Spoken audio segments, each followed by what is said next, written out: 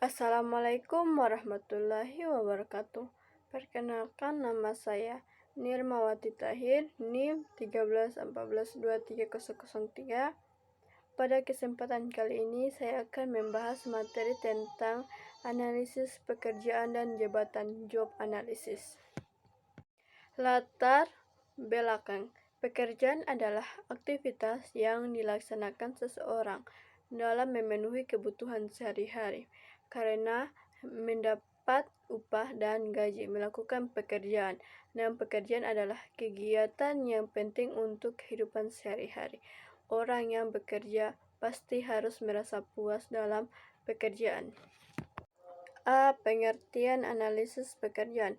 Analisis pekerjaan, job analysis, adalah suatu konsep yang tidak dapat dipisahkan dari organisasi proses sistematis untuk memperoleh informasi tentang tugas-tugas, wewenang, dan tanggung jawab, serta kualifikasi yang dibutuhkan oleh pemangku pekerjaan. Analisis pekerjaan memberikan ringkasan mengenai kewajiban dan tanggung jawab suatu pekerjaan, hubungannya dengan pekerjaan lainnya, pengetahuan dan keterampilan yang dibutuhkan, dan lingkungan kerja di mana pekerjaan tersebut dijalankan.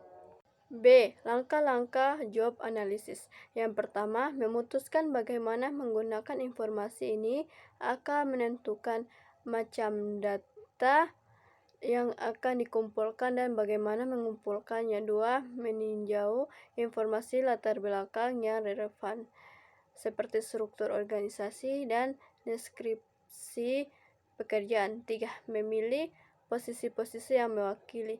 4. Melaksanakan analisis pemeriksa atau menguji atau membuktikan dengan pekerjaan dan supervisor. 5. Mengembangkan deskripsi dan spesifikasi pekerjaan. Menurut Rifai dan Sagala dalam Senam Bela 2016, terdapat 6 langkah melakukan analisis pekerjaan dalam suatu organisasi, yaitu yang pertama, menyediakan suatu pandangan mengenai suatu pekerjaan berkaitan dengan organisasi secara keseluruhan. 2. Mendorong penentuan bagaimana analisis pekerjaan dan informasi rancangan pekerjaan akan digunakan. 3. Memilih pekerjaan untuk dianalisis. 4. Mengumpulkan informasi yang digunakan. 5. Mengembangkan deskripsi tugas. 6. Mempersiapkan spesifikasi jabatan. C. Metode mengumpulkan informasi analisis pekerjaan. Yang pertama, wawancara adalah metode pengumpulan data dan informasi dengan cara mengajukan pertanyaan langsung kepada karyawan. Terus yang kedua, observasi pada metode analisis jabatan. Yang menggunakan observasi ini, seorang analisis jabatan. Orang yang melakukan analisis jabatan mengamati seorang karyawan dan mencatat semua tugasnya. 3. Kuesioner adalah teknik mengumpulkan data yang dilakukan dengan cara memberikan seperangkat pertanyaan atau pernyataan kepada orang lain yang dijadikan responden untuk dijawabnya.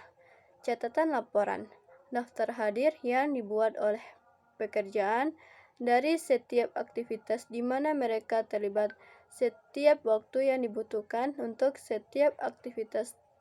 Teknik analisis pekerjaan kuantitatif. Kuesioner analisis. Posisi kuesioner yang digunakan untuk mengumpulkan data yang dapat diukur mengenai kewajiban dan tanggung jawab beragam pekerjaan. Analisis pekerjaan fungsional. D. Unsur-unsur dalam menuliskan job description dan job specification. Yang pertama, pengertian job description.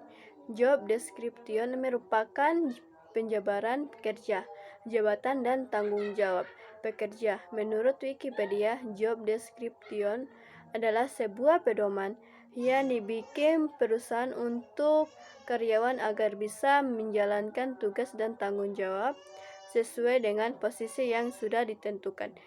Yang kedua, elemen-elemen job description.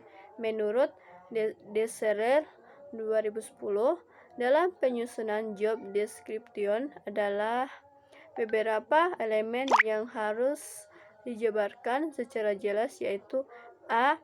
Identifikasi pekerjaan. Identifikasi pekerjaan memberikan posisi karyawan dalam bentuk struktur organisasi, di mana meliputi beberapa informasi mengenai jabatan karyawan.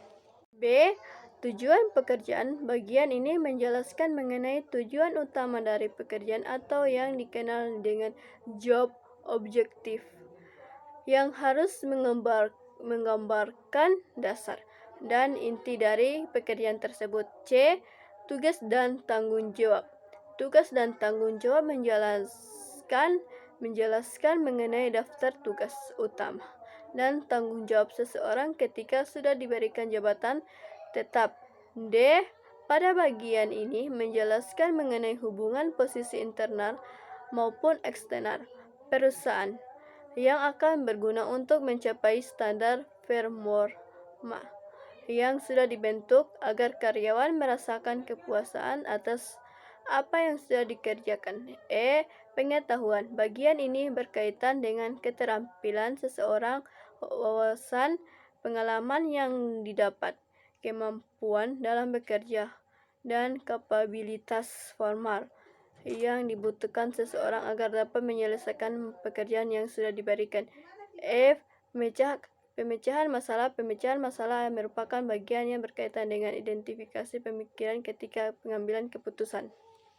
Kesimpulan, analisis pekerjaan adalah suatu kegiatan sistematis dalam menelaah suatu pekerjaan dengan menentukan tugas, kewajiban, dan tanggung jawab dari suatu pekerjaan, pengetahuan, kemampuan, dan keahlian yang dibutuhkan untuk melakukan pekerjaan dalam suatu organisasi. Oke, sekian dari saya. Apabila ada kesalahan kata, tolong dimaafkan. Wassalamualaikum warahmatullahi wabarakatuh.